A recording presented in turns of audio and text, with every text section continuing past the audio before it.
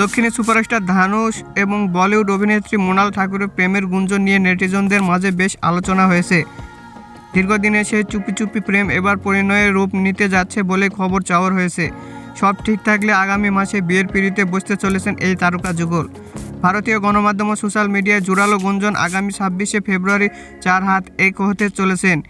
বিয়ের আসর হিসাবে বেছে নেওয়া হয়েছে রাজস্থানের রাজকীয় শহর উদয়পুরকে। সেখানকার একটি বিলাসবহুল প্রাসাদেই তাদের বিয়ের আনুষ্ঠানিকতা সম্পূর্ণ হবে বলে জানা গেছে। তবে জাঁকজমকপূর্ণ অনুষ্ঠানের চেয়ে ব্যক্তিগত পরিসরকে বেশি গুরুত্ব দিচ্ছেন এই জুটি।